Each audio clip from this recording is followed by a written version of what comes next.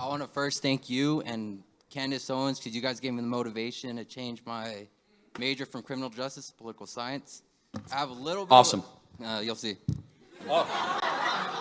I mean this in respect, but so how the heck can you come to a state like Arizona, live here, and Tucson when we had, and say there's no such thing as white privilege or racism when there's been not one, but two laws that have been deemed racist by a federal lawyer in the past 11 years. And here's the law. I know you go after people, man, and I got my facts. Buckle up. All right, cool. I'm ready. So in 2003, Tucson Unified School District created a program called Mexican American Studies. You know what it is? Sounds pretty self-evident. It's critical race theory what you're against. Okay. So in 2000, it was made to close the achievement gap for Latino students, for European American students. TUSU has 75% Latino students. In 2007, we caught up. This is right around the time where Tom Horn, the state superintendent, saw this. He called these classes racist, teaching the overthrow of the government. He lied and said they were segregating these schools, segregating the students. But here's the thing, he never went to a class. And he tried 3 different times, in 2007, 2008, 2009, and by 2010, Governor Jan Brewer signed the law that banned these classes.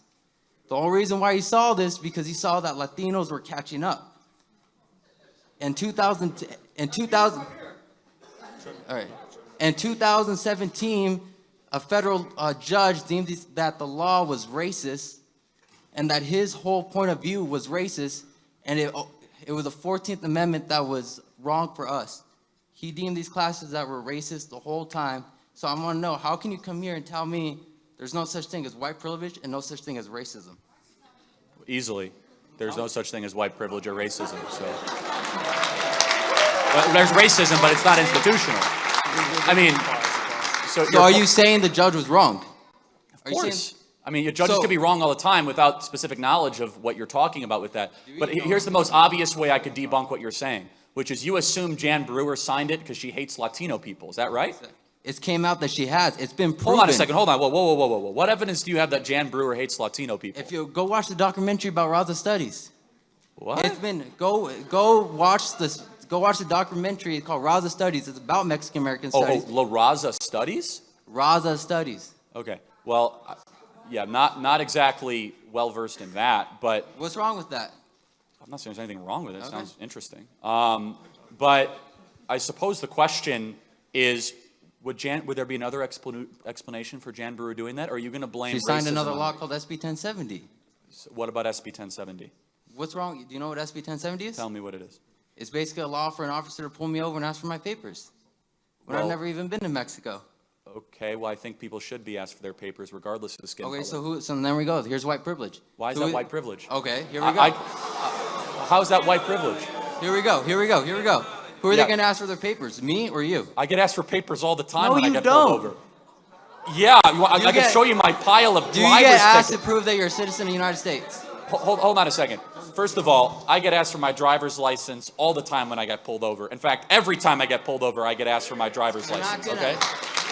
So, but here's the one thing. Hold on. Do you really think that you're being pulled over just because of the color of your skin? Dude, it's happened many times. Hey, guess what? I get pulled over too. You're never gonna know it because you don't look like me, man. Wait, hold on. You're never gonna have to know my struggles. Wait, I mean, this is the problem. I'm just going to give you a piece of advice. Honestly, you complimented me and Candace Owens. You're looking at the world as a victim. Okay? You're looking at the world as if there's systemic racism and the evil white man that's trying to crush you. It's a lie. It's a lie that is designed to keep you down. It's a lie that is designed to try and disempower you. And white people get pulled over all the time to be asked for their papers. And if a non-citizen does not have their papers, they should be deported from this country if they do not have their papers. So please go ahead. All right, before you start saying I'm playing that victim thing, I'm never going to call myself a victim, but I'm not blind to the fact that my journey is going to be different than someone that doesn't look like me. You're right. So you know how it's going to be different? It's going to be easier for you It's because affirmative action laws benefit people of color above white applicants to certain universities. In Texas, if you try to get Regeneron or monoclonal antibodies, the specific position of the Texas Health and Human Services is we only give Regeneron to Hispanic and black people and not to white people. At State Street Capital Advisors, if you want to be a financial manager, you know they're not allowed to hire white people without board permission, yet they can hire Hispanic people and black people as much as they want. Do you know that United Airlines wants to double the amount of Hispanic and black pilots and try to hire less white pilots? You're right, you and I have it different. And currently, the current regime and status quo is making it easier for you. You have privilege.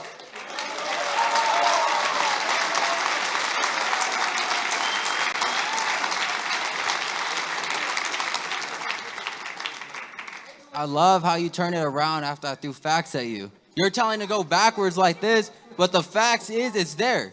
The facts is that these laws that you say that were good. I never said they were good. Are they good laws? You're turning it around. I said they very well could have been repealed for other reasons than racism, but I am saying this, that you're saying that it's a more difficult journey. I'm saying the opposite. I'm saying right now in America, you have every opportunity. In fact, it's even more than that. You have preference. As a person of color, it's easier for you to succeed than your white counterpart in this room right now. You are given a hand up. You are given discrimination in your favor right now. That's 100% not true, bro. It's that BS that you be teaching right now.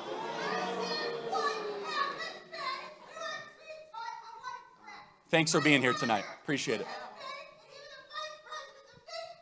All right, enough. I don't know what she's saying. All right, thank you. Next question. Appreciate it. And let me just say this is the final thing. I encourage you to really think deeply and say, thanks for coming. I encourage you to ask this. Is like, you say that the journey will be different regardless of skin color. And how about this? For our Latino conservatives here, do you like when you hear stuff like this? He doesn't like, and by the way, I just encourage, and he's darker, so yeah.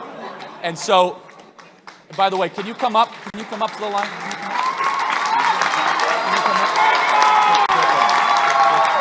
Go to the line, yeah.